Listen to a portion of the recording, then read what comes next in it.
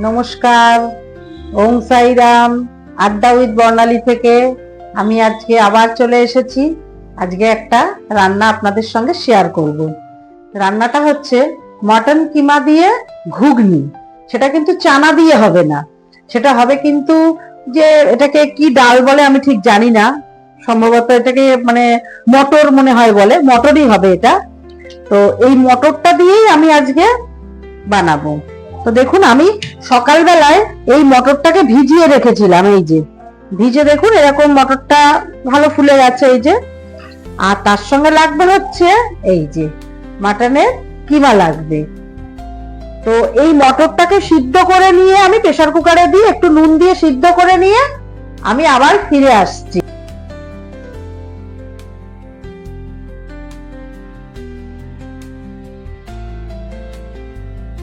বন্ধুরা চলে এসেছি আবার। আমি এই যে দেখুন মটরটাকে সিদ্ধ করে নিয়েছি, একটু জল রেখে দিয়েছি, পরে ফেলে দেবো আস্তে করে।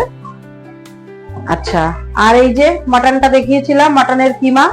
আর লাগবে হচ্ছে টমেটো লাগবে, কাঁচা লঙ্কা লাগবে, একটু আলু ছোট ছোট করে কেটে নিয়েছি এই যে এইভাবে, পেঁয়াজ কোচানো লাগবে। আমার কাছে নারকেল ছিল তাই আমি নারকেলটাকে এইভাবে দিয়েছি, নারকেলটাকে এইভাবে কেটে দিয়েছি।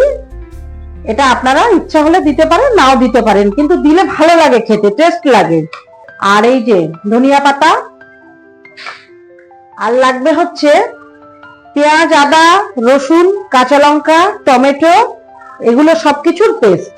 আর এই যে মশলার ভিতর লাগবে হচ্ছে একটু সামান্য জিরে আছে, তেজপাতা, এলাচ, লবঙ্গ, দালচিনি, একটা বড় এই যে এলাচ আছে। আর এখানে আছে একটু গোলমরিচের গুঁড়ো, এটা আছে জিরা পাউডার, এটা আছে এভারেস্ট বিরিয়ানি মশলা, এটা আছে হলুদ, এটা লঙ্কার গুঁড়ো। আর এই মশলাটা হচ্ছে আমার সেই সিক্রেট মশলাটা, যেটা আমি বানিয়ে রেখে দিই। দিলে ভালো সেন্টও হয়, খেতেও জিনিসটা সুস্বাদু হয়। আর নুন তেল যেমন লাগে, তেলটা আমি গরমে বসিয়ে দিয়েছি। দেখুন তেলটাতে আমি আলুটা ভালো করে ভেজে নেব, আলু আর নারকেল দুটোই ভেজে নেব, ভেজে নিয়ে আমি আবার ফিরে আসবো।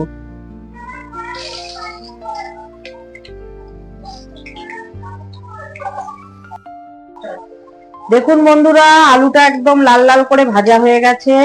এবার আলুটাকে আমি তুলে নেব।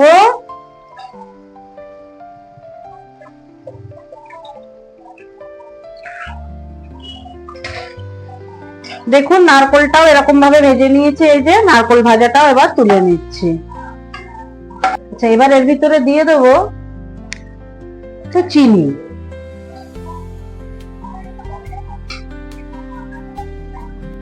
দিয়ে দিচ্ছি তেজপাতা, জিরে আর এলাচ, লবঙ্গ, দালচিনি। এটা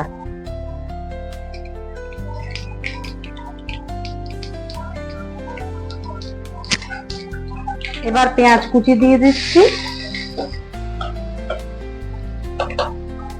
দিয়ে দেবো টমেটো কুচি। পেঁয়াজ আর টমেটোটা ভালো করে ভাজা ভাজা হয়ে যাক, ততক্ষণ একটু অপেক্ষা করি।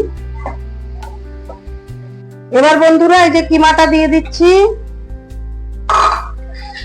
কিমাটা দিয়ে পেঁয়াজের মধ্যে কিমাটা দিয়ে দিলাম, এটাকে একটু ভালো করে নাড়িয়ে নিই। বন্ধুরা সেন্টটা যা সুন্দর হচ্ছে না, খুব দারুণ গন্ধ বেরিয়েছে। দেখুন মাংসটা পেঁয়াজের সঙ্গে একটু ভাজা ভাজা করে নিয়েছি, পেঁয়াজ টমেটোর সাথে।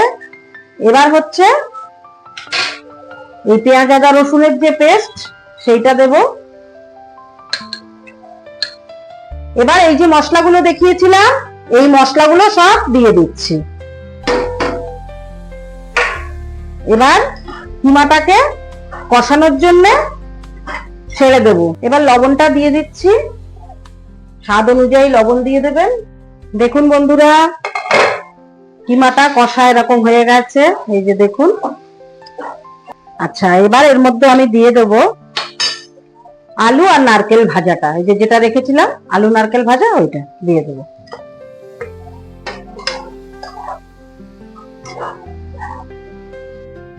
এবার দেখুন বন্ধুরা এই যে মটরটা সিদ্ধ করে রেখেছিলাম, সেই মটরটা দিয়ে দিচ্ছি।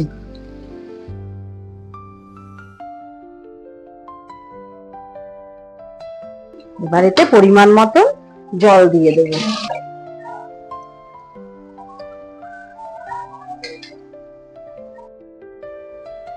দেখুন বন্ধুরা, টকবক করে ফুটছে।